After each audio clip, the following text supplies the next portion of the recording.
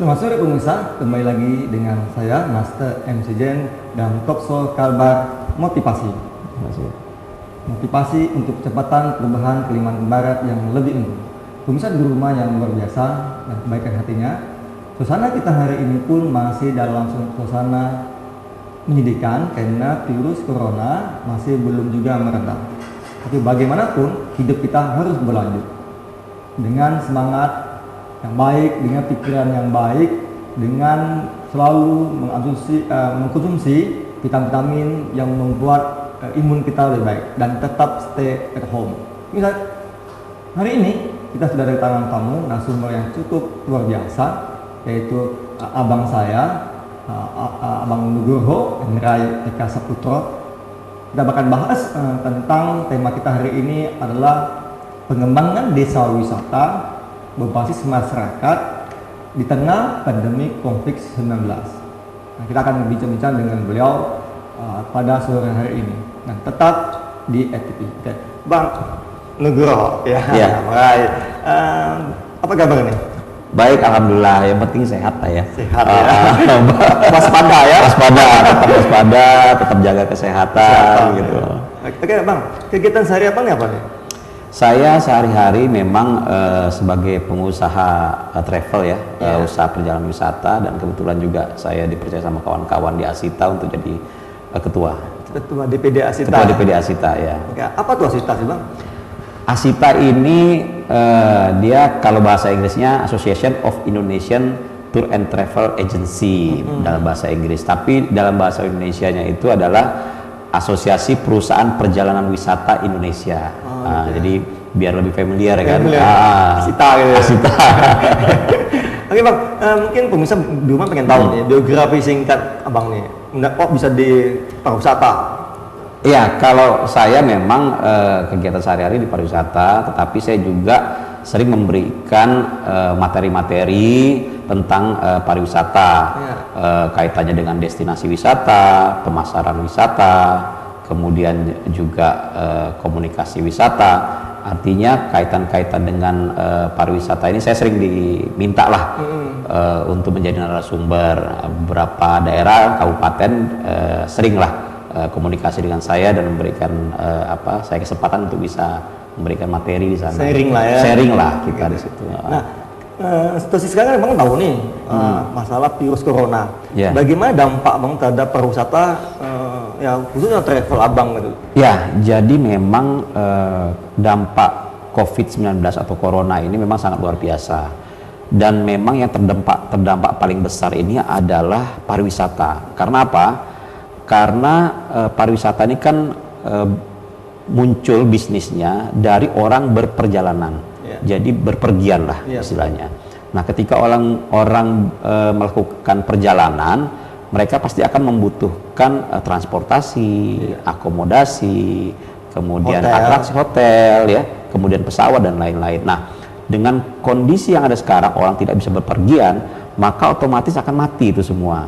Jadi akomodasinya dan transportasinya. Makanya kondisi sekarang ini pariwisata sangat terdampak, dan kawan-kawan di Asita terutama di Kalimantan Barat ini hampir ya saya pikir mungkin 90% lah kalau kita itu sudah berhenti aktivitasnya. Sekarang ini paling melayani hal-hal yang kaitannya misalnya dengan pengembalian uang yang misalnya mereka sudah melakukan perencanaan perjalanan lah misalnya ya, untuk pulang kampung, untuk lebaran kan, mereka beli jauh-jauh hari kan. Nah, sekarang kami melayani refund, jadi mereka mengembalikan dipotong nggak tuh Bang ya? Musibah ya, dengan ya itu tadi kami ini kan sebagai agent ya, sebagai agent dari maskapai. Jadi kebijakan maskapai ini kita berlakukan. Nah, memang kalau di refund ya memang pasti akan ada pemotongan. Ya. Walaupun itu masih jarak jauh, mungkin tetap ada ya. Tetap ada ininya. Misalnya apa pemerintah akan intervensi balikin itu misalnya yang ganti. itu harapan saya juga. Tapi bisa aja gitu kan ya, udah kasihan juga kan. Nampaknya itu wabah yang nasional dan dunia ini, bukan maunya kita kan. Maunya ya seluruh dunia. Dunia harus saling bantu. Benar. Karena kalau pengusaha nanti setelah ini mati semua, Betul. pemerintah pun nggak bisa apa-apa juga, karena Iya. nggak ada bantu oleh swasta ya kan ya. Benar. Swasta saling bantu. Saling bantu. Untuk depannya gitu. Iya. Karena memang kalau kami ini kan posisinya adalah agent. Agent, Jadi dari maskapai. Jadi kebijakan maskapai itu kita akan sampaikan gitu loh. Apakah itu refund atau misalnya reschedule, kan bisa juga reschedule misalnya katakanlah.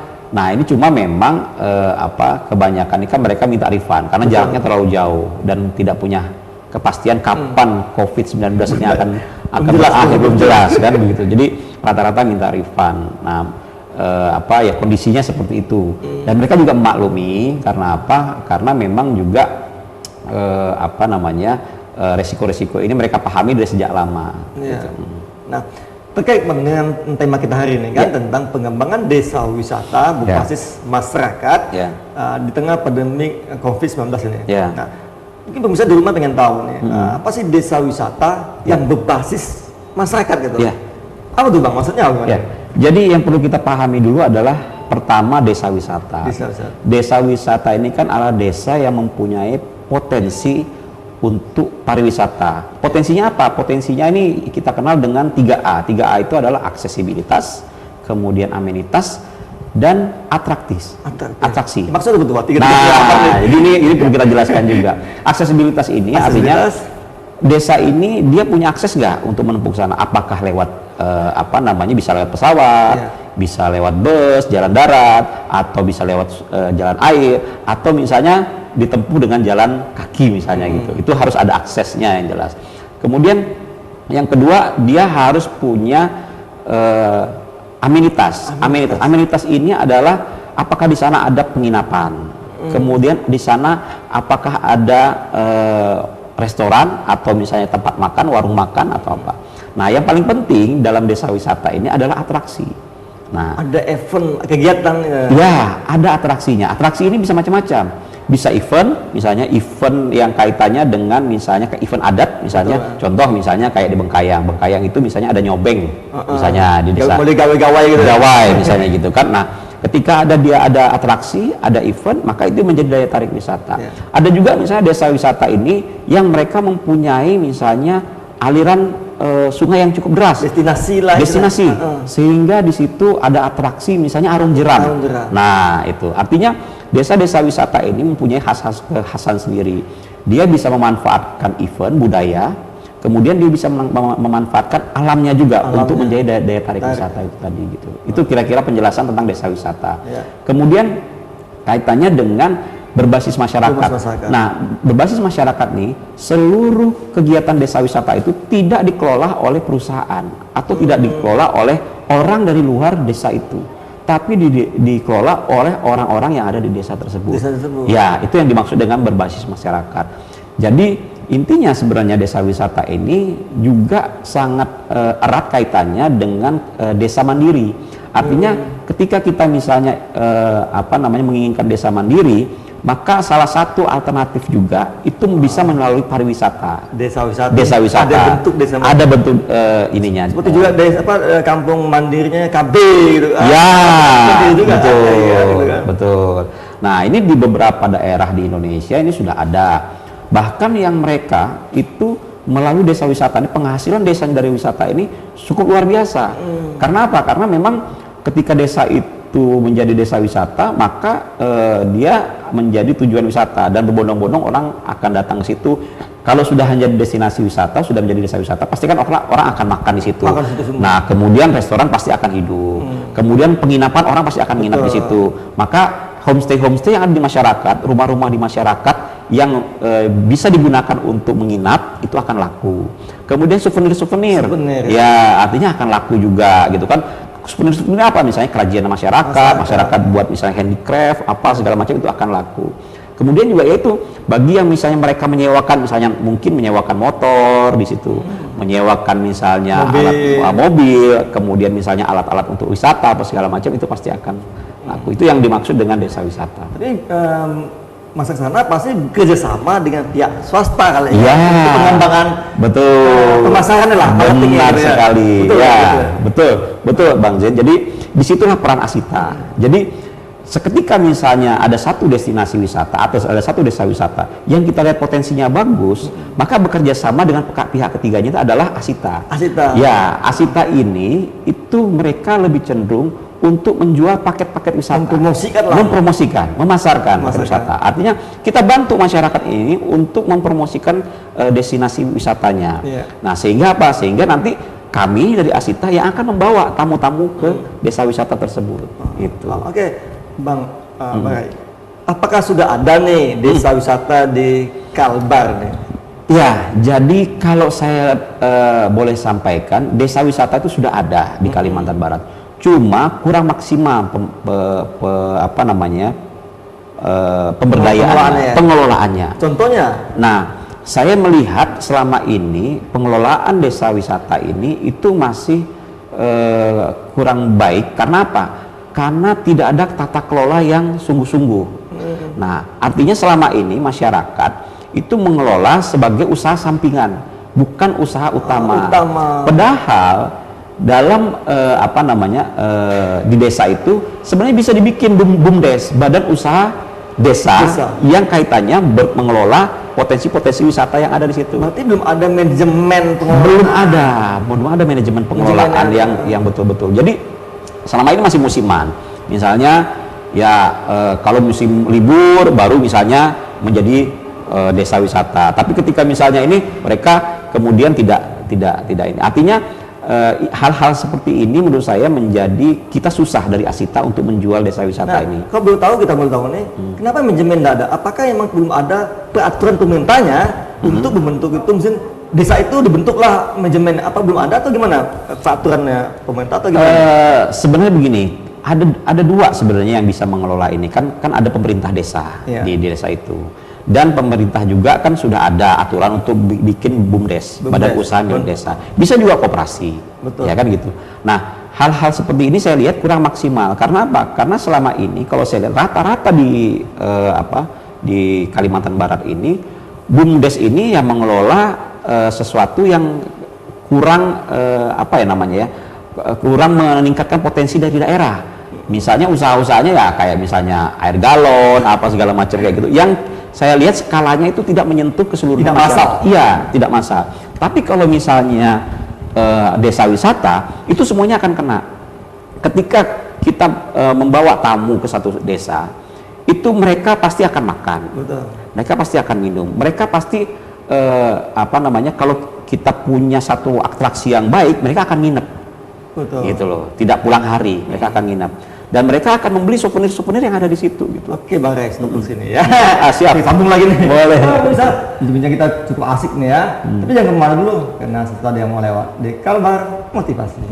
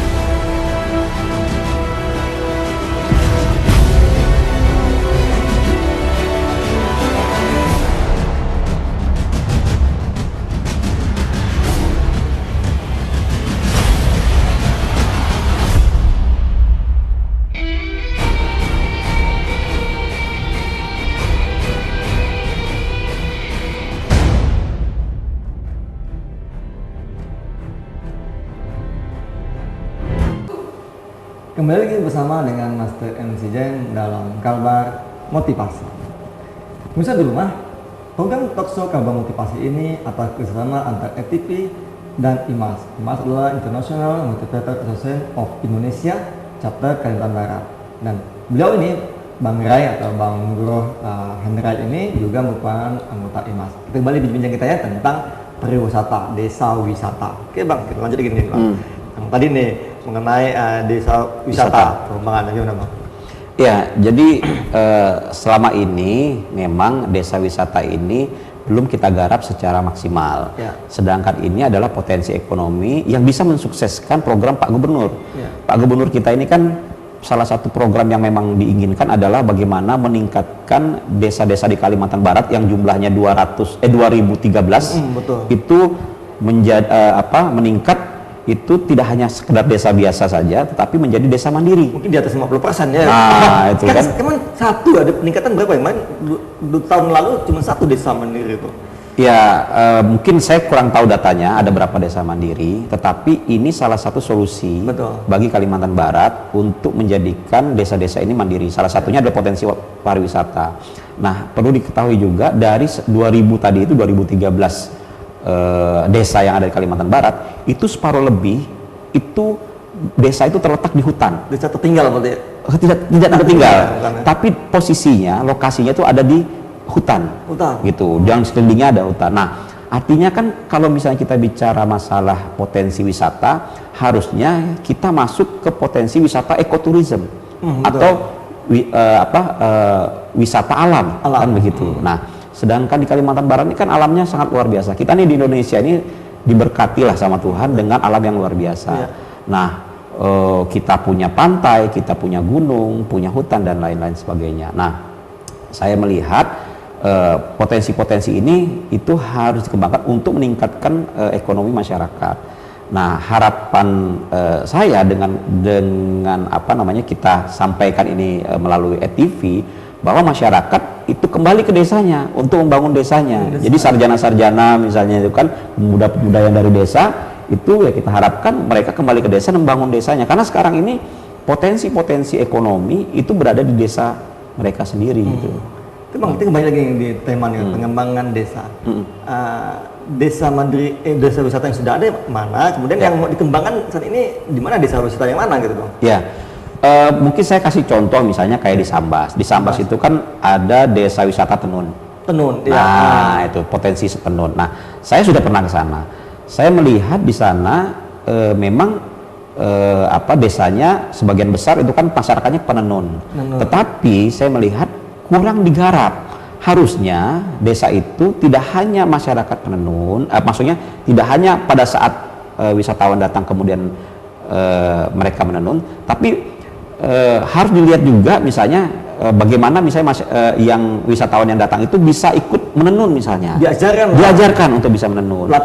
Latihan singkat misalnya untuk menenun. Karena apa? Karena dengan misalnya wisatawan yang datang ke sana, ya sama lah kalau kita ke Jogja itu kan ada batik. Nah, mungkin batiknya cantik gitu kan. Nah, bagaimana misalnya di-create gitu kan, ketika misalnya wisatawan kita ajak ke desa tenun, itu mereka tidak hanya cuma ditunjuk-tunjuk saja, ini alat tenun, ini tidak begitu, tetapi mereka harus mengalami teknis seperti apa? Bagaimana misalnya terlibat ada rasa itu kan? Ya, karena memang pariwisata ke depan itu bukan hanya sightseeing atau melihat saja, tapi mereka ingin terlibat experience pengalaman gitu. Jadi ketika misalnya mereka, aku sudah pernah loh ke desa tenun, kamu aku udah pernah nyobain menenun apa segala macam gitu. Nah, artinya hal seperti ini bisa digarap. Ketika kita misalnya membangun suatu desa wisata, sudah harus dipikirkan juga atraksinya apa gitu. Jadi bukan hanya melihat saja. Jadi tidak satu hari, bisa hari gitu ya. Justru itu yang kita harapkan. Bagaimana wisatawan ini jangan sampai mereka pulang hari. Karena kalau mereka pulang hari, kita rugi. Nggak dapat apa-apa. Justru kalau bisa, itu kita bikin bagaimana mereka paling tidak itu 2 hari 1 malam. Artinya menginap 1 malam, paling tidak itu. Nah, kalau bisa malah, kalau bisa 2 hari 3 malam misalnya gitu kan. Jadi banyak, tidak hanya menenun misalnya. Mungkin di situ mereka ada event budaya misalnya. Kemudian misalnya kalau dekat sungai misalnya di situ bisa memancing misalnya dan lain-lain. Nantinya salah satu contoh misalnya di Sambas itu tadi saya sampaikan. Nah, kita tuh sudah pernah dapat penghargaan tingkat nasional. Salah satu desa yang ada di Singkawang, Bagas Sawah kalau nggak salah saya namanya. Nah, itu juga salah satu desa wisata. Nah, kalau nggak salah saya tahun lalu itu juga di Bengkayang. Saya lupa lagi nama ininya, tapi di Bengkayang ini menjadi salah satu tujuan wisata. Nah, Bengkayang ini saya pikir potensinya cukup bagus di Bengkayang ini. Nah, itu salah satu contoh-contoh. Nah, apakah ini bisa dikembangkan di Pontianak? Bisa. Pontianak ini ada potensi-potensi wisata yang memang tapi harus orang-orang kreatif yang melaksanakan gitu. Kita punya Sungai Kapuas, Tugu Katulistiwa, punya Tugu Katulistiwa. Kemudian kita bisa misalnya berwisata dengan menggunakan sepeda. Kita berwisata misalnya dengan sampan susur sungai. Nah, kemudian kita bisa berwisata misalnya menyusuri misalnya jejak-jejak Kesultanan Qadariyah misalnya gitu kan. Itu kan belum digarap secara maksimal. Artinya banyak sekali potensi-potensi yang ada, dan menurut saya salah satu yang membuat Pontianak khususnya menjadi sangat potensi itu kita lebih mudah akses keluar misalnya dari Kucing atau dari ini. Kalau misalnya tidak ada kondisi yang sekarang ya, kondisi yang ini. Nah, sekarang misalnya kita kaitannya dengan COVID-19 ini memang gimana caranya untuk mengembangkan kondisi kita wabah nih. Memang sekarang dengan kondisi wabah ini itu memang kita sama sekali mendukung program pemerintah yaitu social distancing ya. Nah, dengan kondisi sekarang ini artinya bukan berarti kita penggiat wisata ini diam, tetapi dengan kondisi sekarang kita bisa menggunakan ini untuk merencanakan dan mengevaluasi kegiatan-kegiatan kita selama ini. Nah, artinya ketika nanti tahapan wabah ini atau tahapan penanggulangan istilahnya penanggulangan ini sudah berakhir, kemudian dalam tahapan pemulihan kita itu sudah bisa langsung mulai. Tidak lagi misalnya pada saat tahap pemulihan kita baru lagi cari-cari. Artinya sebenarnya ada keuntungan misalnya dalam tahapan penanggulangan ini kawan-kawan yang di Brigade Pariwisata menyiapkan, merencanakan. Kan kalau menyiapkan dan merencanakan ini kan posisinya kan memang posisi otak nih. Betul. Bagaimana kita merencana, mendesain, memapping misalnya gitu kan ya, memapping desa wisata yang mau kita ini kan mana tempat penginapannya. Nah, dalam kondisi seperti sekarang ini kita gunakanlah tahapan ini adalah tahapan perencanaan gitu, sehingga nanti ketika tahapan pemulihan kita sudah bisa jalan gitu. Artinya sudah bisa bikin dalam tahapan sekarang kita sudah merencanakan misalnya pamfletnya sudah kita siapkan, kemudian untuk promosinya sudah kita siapkan. Ketika nanti tahapan pemulihan siapa yang perlu pelaksananya ya, karena saya punya keyakinan bahwa sekarang ini kan orang ditahani di rumah. Betul. Nah, ketika nanti mereka kemudian bisa keluar, mereka pasti akan melampiaskan haus. Pengen jalan ke sana. Pengen jalan ke sini, pengen jalan ke sini. Maka saya memperkirakan pada tahap pemulihan itu akan meledak potensi pariwisata. Orang akan jalan ke sana, jalan. Pengen tahu, tapi kalau tidak siap, betul. Pulang hilang. Itu hilang. Artinya ya kalau dalam kurva itu kan bisa naik turun gitu. Bisa naik turun gitu. Kan kurva turun nih. Ya, ini kurvanya kurva turun. Dan kurva turun ini kan pasti ada satu titiknya. Titiknya naik. Dia akan naik. Betul. Nah, ketika posisi naik kurva ini, kita sudah siap. Sampai gitu. Itu udah siap. Betul. Di situ, gitu kan. Jadi ketika misalnya nanti ini, kita sudah siap. Ini paket wisatanya. Ini desa saya ada ini. Ada potensi desa misalnya Arung Jeram, ada potensi desa misalnya memanen buah-buahan misalnya gitu kan. Kemudian ada potensi desanya misalnya ada madu klulut dan lain-lain sebagainya. Nah, itu saya pikir harus disiapkan pada saat kita social distancing ini. Social distancing ini kan kalau kita harus optimis ya. Jadi tergantung dari kita juga akan melihatnya bagaimana. Tetap berkarya di rumah pun tetap berkarya. Kita berkarya, bagaimana kita merencanakan segala sesuatunya sehingga ketika nanti misalnya sudah lewat masa ini kita bisa menangkap peluang itu gitu. Memang kembali kepada kita kan. Iya, kembali kepada kita. Ya harus selalu berpikir berpikir positif aja. Mungkin kalau negatif kita tidak pernah bergerak kan gitu. Nah, Bang, mengenai desa wisata, sebenarnya yang terlibat di desa wisata siapa sih? Di pihak pemerintah, swasta dan lain-lain yang terlibat di. Jadi yang namanya pariwisata ini, desa wisata ini ada istilah namanya pentahelik. Bahwa pentahelik ini, penta ini kan 5, helik ini adalah stakeholder. Betul. Nah, siapa yang terlibat? Yang terlibat itu adalah masyarakat desa itu sendiri. Kemudian pihak industri. Nah, kemudian government, pemerintah. Kemudian akademisi. Nah, akademisi ini harus kita libatkan karena apa? Perlu sentuhan-sentuhan keilmuan di situ. Gitu. Kemudian yang terakhir adalah media.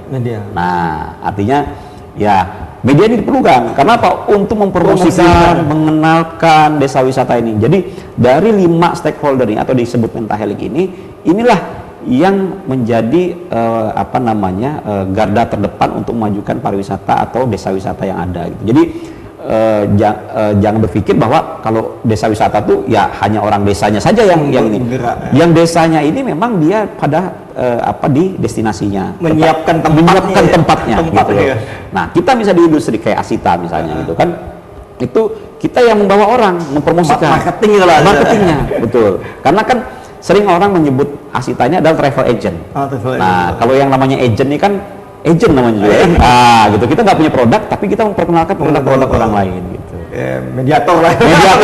Gitu. Belum mediator kan gitu kan. Ya.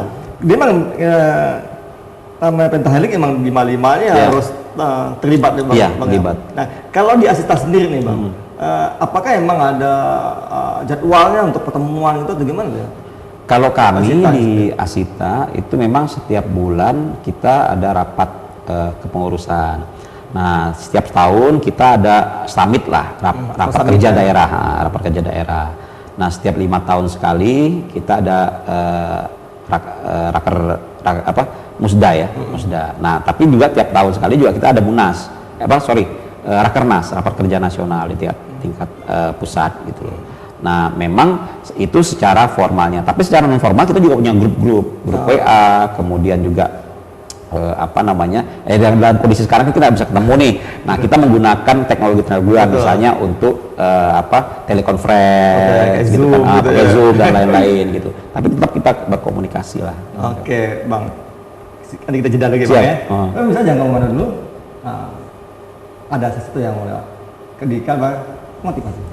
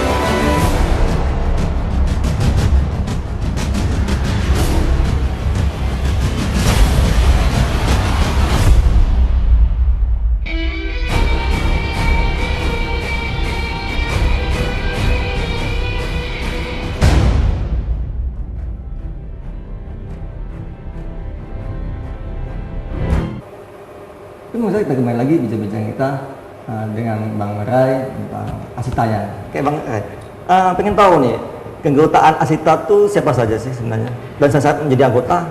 Ya, keanggotaan Asita ini adalah dia ada dua jenis ya. Jadi associate member dan full member. Nah, kalau associate member ini anggota peserta. Kalau full member ini dia anggota penuh atau anggota biasa. Nah, kalau anggota biasa ini anggotanya itu adalah perusahaan-perusahaan yang usahanya bergerak di bidang agen perjalanan wisata atau biro perjalanan wisata. Yang kita kenal biasanya dengan istilah kerennya travel agent lah, travel agent. Nah, itu keanggotaan pernah. Tapi juga kita membuka diri terhadap associate member atau anggota peserta. Anggota peserta ini bisa mitra-mitra kita yang berkaitan dengan bisnis Asita, bisa hotel, bisa restoran, bisa sekolah, bisa siapapun bisa menjadi associate member yang kaitannya dengan dengan Asita gitu. Itu keuntungannya associate member apa keuntungannya? Manfaatnya apa mereka dapat? Kalau associate member mereka akan dilibatkan dalam seluruh kegiatan Asita. Cuma memang mereka karena dia associate member, mereka tidak punya hak memilih saja. Hak bicara ada, tapi hak untuk dipilih misalnya dalam kepengurusan itu yang tidak ada gitu. Tapi kalau yang lainnya mereka boleh ikut. Ya. Mari, seperti kita tahu kan ada peraturan pemerintah ya, tentang tiap daerah itu wajib dibentuk BPP ya, Badan Promosi Pariwisata. Yeah. Nah, pandangan Marai tentang BPP ini bagaimana? Ya, jadi Badan Promosi Pariwisata ini kita harus melihatnya dari sudut pandang yang tepat menurut saya. Badan Promosi Pariwisata ini kan dibentuk dalam rangka untuk mempromosikan daerah tersebut. Ya. Nah, misalnya katakanlah Kalimantan Barat, berarti tugasnya adalah mempromosikan potensi-potensi daerah atau destinasi-destinasi wisata yang ada di Kalimantan Barat. Nah, persoalannya, apakah Kalimantan Barat mempunyai visi mengenai pariwisata? Adakah di visi dan misi dari CEO kita dalam hal ini Bapak Gubernur itu mengenai pariwisata? Kalau ada, maka Badan Promosi Pariwisata itu harus dibentuk untuk mempromosikan. Tugasnya cuma satu, mempromosikan pariwisata di daerah tersebut. Nah, begitu juga di daerah-daerah kota dan kabupaten. Begitu juga. Artinya kalau dibentuk, tugasnya adalah untuk mempromosikan kota tersebut atau kabupaten tersebut. Nah, mempromosikan ini kan tidak hanya misalnya menjual destinasi-destinasi, tapi bagaimana misalnya mempromosikan supaya daerah tersebut bisa dipakai menjadi tempat event.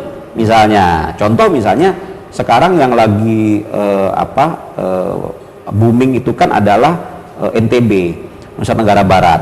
Bagaimana pemerintah daerahnya dan pemerintah pusat itu mendukung misalnya kan, maka GP tahun 2021 itu diadakan di NTB, motor GP. Nah, motor GP ini kan yang datang kan peminatnya banyak gitu. Nah, kita bisa bayangkan ketika misalnya ribuan orang datang ke satu tempat, maka dia punya kebutuhan untuk makan, minum, menginap dan lain-lain. Nah, itu potensi ekonomi yang akan terjadi. Nah, begitu juga kalau misalnya kemudian kita berhasil mempromosikan satu daerah, kemudian daerah itu menjadi peralatan tingkat nasional atau tingkat dunia internasional, maka kita bisa bayangkan gitu loh, berapa banyak pekerjaan yang bisa dilakukan, berapa puluh miliar uang yang akan beredar di satu daerah tersebut dengan potensi wisata yang berhasil kita promosikan di daerah tersebut.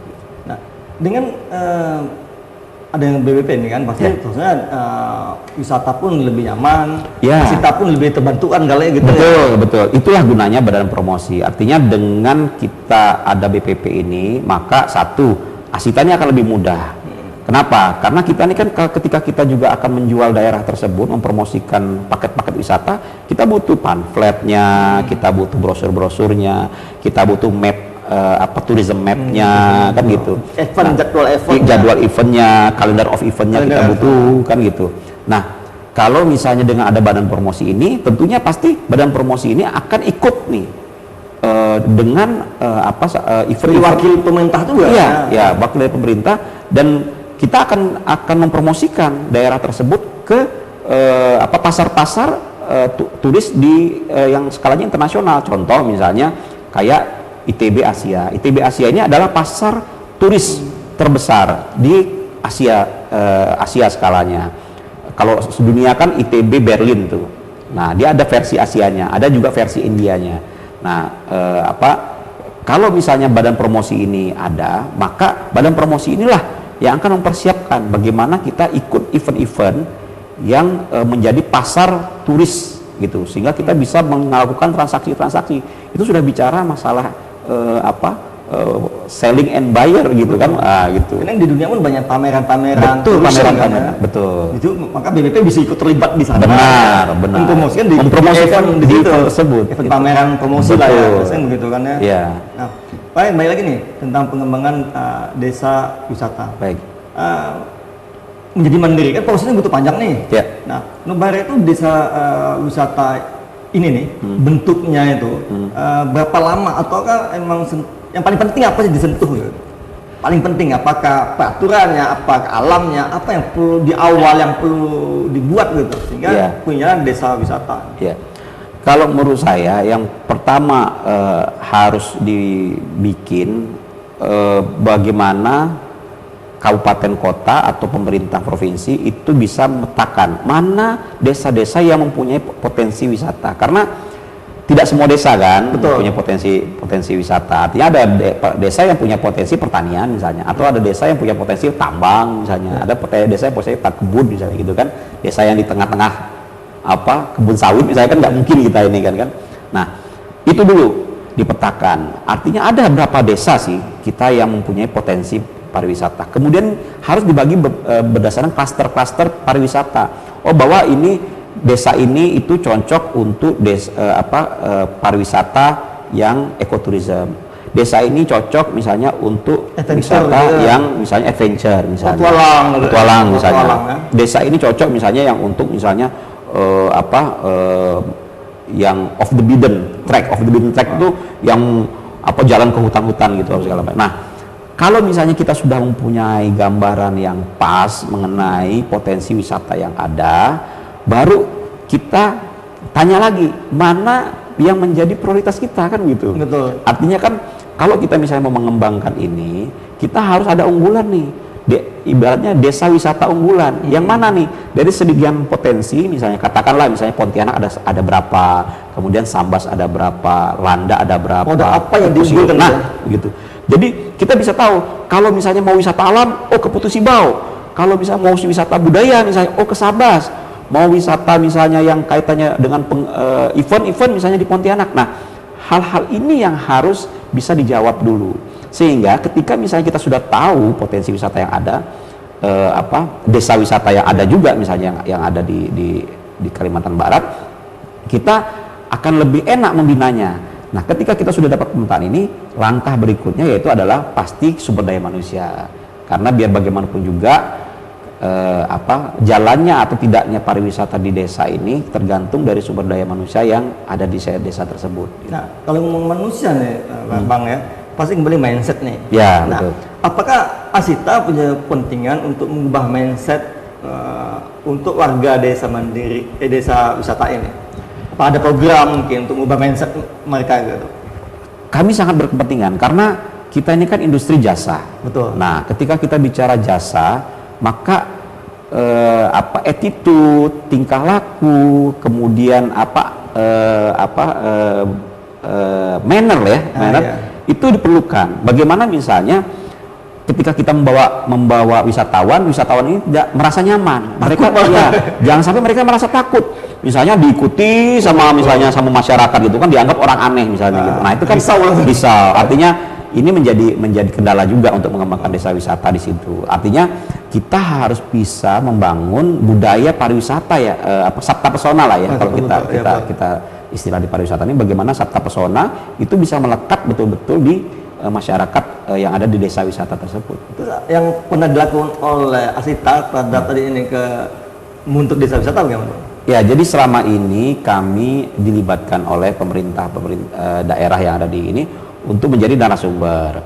Nah, baik itu pemerintah kabupaten kota maupun misalnya saya pernah diminta untuk memberikan materi atau dari sebagai narasumber di kawasan wisata alam yang dikelola oleh Kementerian Kehutanan. Ya. Nah, itu juga ada. Jadi memang Asita sampai saat ini kita selalu dilibatkan dan kita sangat berkepentingan untuk bisa memberikan penyadaran terhadap masyarakat bagaimana masyarakat punya mental sabta pesona lah istilahnya. Artinya mereka aware terhadap welcome terhadap wisatawan yang ada gitu. Udah welcome kan, udah datang, waduh udah baik aja deh. Betul. Diikuti itu, ditanyain tuh. Betul. Waduh, udah nyaman kan. Iya. Karena kan pasti mau nyaman, fresh, familiar. Tapi yang mudah budaya kita juga kan budaya yang rahmah ya. Iya. Tapi kembali lagi tadi mindset juga. Kalau mindset mereka tidak dibentuk dengan go internasional, ya mungkin mereka berbeda gitu kan. Ini kembali lagi peran Asita juga selain pemerintah. Nah, Bare, kalau prediksi Bare nih, kondisi sekarang sama kondisi ke depan nih, dalam tahun ini berapa bisa dibentuk desa wisata dalam prediksi Bare? Apakah ada atau sekian persen mungkin ada desa beberapa desa nih kayaknya udah bisa mulai running nih pada tahun ini? Ya, kalau misalnya memang tidak terjadi COVID ya, saya punya optimisme 5-10 desa wisata tuh kita bisa ini, asal memang kita bersama-sama ya, nggak sendiri-sendiri ya bersama-sama. Nah, dengan kondisi sekarang ya saya pikir memang untuk 2020 ini kita belum bisa menambah desa wisata. Kita justru bagaimana desa wisata yang ada sekarang ini itu bisa hidup dulu, gitu loh. Artinya kita pemulihan dulu di tahun 2020 ini. Artinya desa-desa wisata yang sudah kita bina, misalnya yang sudah ada, itu kita dorong supaya mereka tetap hidup, gitu loh. Nah, setelah misalnya mereka sudah kembali pulih, mereka sudah ini, baru kita lihat potensi-potensi yang lain yang kita bisa bangun, gitu loh. Berarti sekarang ini mereka recovery dulu ya. Recovery, ya pemulihan, recovery dulu kan. Betul. Dan maka ini bolong bicara yang lain. Yang lain. Betul. Oke. Baik, apa sih harapan Barai terhadap desa wisata ini, baik untuk masyarakat maupun untuk pemerintah lah? Ya. Harapan saya dengan tumbuhnya desa wisata yang ada di Kalimantan Barat ini, itu bisa meningkatkan taraf hidup masyarakat itu sendiri. Itu harapan yang pertama. Artinya desa wisata ini menjadi tidak bermanfaat ketika masyarakat yang desa itu tetap miskin. Gitu.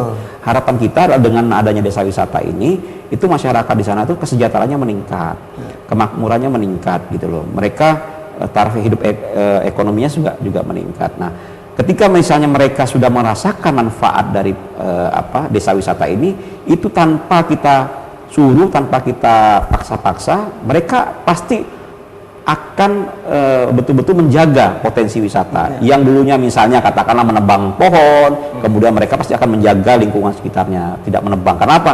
Karena ini menjadi objek wisata misalnya, gitu kan.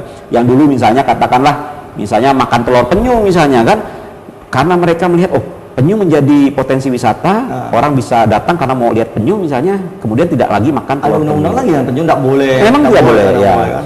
Artinya daerah-daerah tersebut pasti akan dengan sendirinya itu sadar bahwa potensi wisata. Nah, dengan kalau misalnya sudah seperti ini, harapan kita pembentukan desa mandiri ini akan tercapai. Kalau misalnya mereka secara ekonomi sejahtera apa segala macam, otomatis kan pasti akan jadi desa mandiri. Nah, kembali ke kita misalnya kayak Asita, apa nih yang menjadi ketika misalnya desa wisata ini bagus, cantik, kemudian layak untuk kita jual, itu mendapatkan keuntungan bagi Asita. Karena apa? Karena kita akan mendapatkan keuntungan dari membawa tamu ke sana. Gitu. Artinya simbiosis mutualisme, dari desanya juga hidup, kemudian dari Asita kami yang berbisnis di perjalanan wisata itu juga akan hidup. Dan daerah dapat penghasilan, ya dapat pajak, pendapatan daerah, betul. Dapat meningkat, jalan bagus, ya. Semua pun aman, dijaga pemerintah semua. Oke, Mbak punya tadi ada agen travel kan? Iya. Nama agennya apa?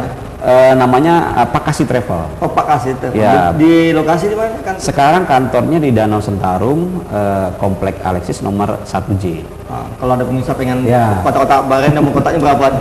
Nomor kontaknya di 0821 0821 5459 5459 0674 0674. Tahu kan kalau mereka kontak ketua DPD Asita gitu kan. Mudah tidak komplain. Kasih masukan atau mereka ingin sharing gimana desa wisata ini dapat lebih maju kan. Karena pasti mereka kan pengen tahu pengembangan daerah masing-masing kan pengen lebih dalam kan. Kita kan pasti lebih tahu di situ ya kan, sehingga bisa diajak kerjasama lebih lanjut gitu. Oke, Mari ini mungkin dijanjikan oleh pemirsa nih. Apakah kalau ada wisatawan datang, apakah ada nilai negatif enggak ya? Banyak orang mikir kan gini, jangan nanti wisatawan datang di luar orang yang datang, ada dampak negatif yang muncul di desa itu, sehingga dia agak lambat untuk bentuk desa wisata. Iya, jadi memang di satu ini ada sisi positif dan sisi negatif. Nah, yang kita bisa lakukan bagaimana sisi negatifnya ini itu bisa kita kendalikan, kita bisa kontrol. Salah satu dampak dari datangnya wisatawan ini biasanya sampah. Nah, sampah menjadi tidak terkendali, yang dulunya bagus, yang dulunya alamnya indah, kemudian jadi jelek. Karena apa? Karena sampah menumpuk dan segala. Nah, ini bukan satu hal yang tidak bisa kita atasi, asal memang masyarakat di situ sama-sama menjaga, mengingatkan. Nah, dan juga kapasitas dari kedatangan wisatawan ini juga harus diatur. Kalau misalnya dalam nggak bisa sebanyak-banyaknya. Contoh misalnya di beberapa daerah dulu katakanlah kayak Gua Pindul ya, saya Iya. ingat di Jogja itu. Ketika membludak, maka sampah di mana-mana di Gua Pindul itu. Kemudian juga orang jadi crowd. Nah, sekarang kan sudah dikendalikan. Satu hari itu harus cuma bisa berapa orang. Iya. Nah, begitu juga di desa wisata ini nggak bisa juga sebanyak-banyaknya. Desa wisata ini juga harus ada berapa per hari yang misalnya baiklah untuk kehidupan masyarakat tersebut. Jangan sampai misalnya kemudian ketika sudah banyak wisatawan malah masyarakat itu malah terganggu kehidupannya kan. Nah, itu yang kita nggak mau. Artinya bahwa bagaimana tata kelola sebuah desa wisata ini itu harus juga dimiliki oleh pengelolanya gitu. Masyarakat desa tersebut. Kemudian begini, apakah data yang ada sekarang ini wisatawan negara mana yang paling banyak mengunjungi Kalbar? Ya, kalau Kalimantan Barat itu masih tetap Malaysia ya, tetangga. Malaysia. Ya. Kemudian tinggal Cina atau gimana? Cina justru ini, Malaysia, Singapura justru yang dekat-dekat. Asia, berarti Brunei. Ya. Kalau Eropa ada nggak ya? Eropa ada. Amerika. Amerika dia ada, tapi apakah betul-betul berwisatawan? Saya kurang tahu ya. Tapi yang jelas kalau di ibaratnya data statistik itu ada biasanya. Nah, tapi memang kalau kita lihat yang menyukai alam di Kalimantan Barat itu adalah wisatawan Eropa. Tapi Eropa. pengunjung belum banyak ya? Kenapa? Pengunjung belum banyak atau gimana? Pengunjungnya belum. Dari berapa persen sih totalnya, berapa persen dibanding negara-negara Eropa gitu dengan Asia? Sedikit ya? Ya, sedikit. Justru itulah kita perlunya. Apa lemahnya apa tuh? Lemah di promosi atau gimana? Dipromosi. Lemah di promosi di Eropa ya. Padahal mereka kan dana banyak ekstranya. Ya. Dolar kita kan beda gitu kan dibanding dengan Asia. Oke, Mareng, bincang kita cukup sekian dulu. Ya. Terima kasih ada kedatangan Mareng di sini. Makasih sama-sama. Ya, pemirsa di rumah. Nah, sampai sini dulu bincang-bincang kita, talkshow kita hari ini di Kalbar Motivasi.